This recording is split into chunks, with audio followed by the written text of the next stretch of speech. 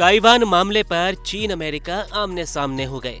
हालांकि Nancy Pelosi Taiwan से निकलकर दक्षिण कोरिया पहुंच चुकी है। इस मामले पर ताइवान और चीन से जुड़े कुछ सवाल है कि चीन और ताइवान के बीच विवाद कितना पुराना है, ताइवान चीन से कैसे अलग हुआ और विदेशी दखल पर चीन क्यों बौखला जाता है। दरअसल चीन वन चाइना पॉलिसी के तहत ताइवान को अपने देश का हिस्सा मानता है। चीन और ताइवान के बीच लगभग 73 साल से विवाद चल रहा है। ताइवान दक्षिण पूर्वी चीन के तट से करीब 100 मील की दूरी पर स्थित एक द्वीप है। ताइवान खुद को एक आजाद देश मानता है। उसका अपना एक संविधान है। ताइवान में लोगों द्वारा चुनी हुई सरकार है। वहीं चीन की कम्युनिस्ट सरकार ताइवान को अपने देश का हिस्सा बताती है।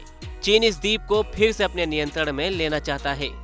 चीनी राष्ट्रपति शी जिनपिंग ताइवान और चीन के एकीकरण की जोरदार वकालत करते हैं। ऐतिहासिक रूप से देखें तो ताइवान कभी चीन का ही हिस्सा था। तो चलिए अब जानते हैं कि चीन से ताइवान कैसे अलग हुआ। दरअसल ये कहानी 1644 से शुरू हुई, जब चीन में चिंग वंश का शासन था। उस वक्त ताइवान चीन का हिस्सा था। 1895 में चीन ने ताइवान को जापान को सौंप दिया।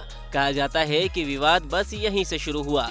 1949 में चीन में गृह युद्ध के दौरान माओ त्से तुंग के नेतृत्व में कम्युनिस्टों ने चियांग काई शेक के नेतृत्व वाली राष्ट्रवादी कमिंगतांग पार्टी को हरा दिया।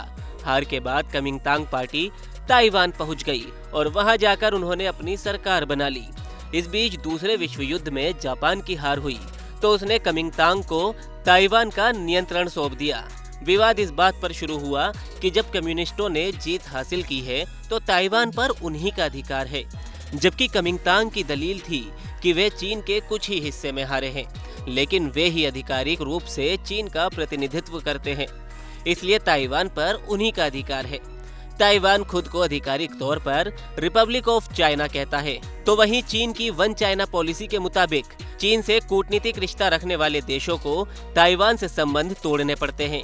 ओलंपिक जैसे वैश्विक आयोजनों में ताइवान चीन के नाम का इस्तेमाल नहीं कर सकता, लिहाजा वह लंबे समय से चाइनीज ताइपे के नाम से उतरता है।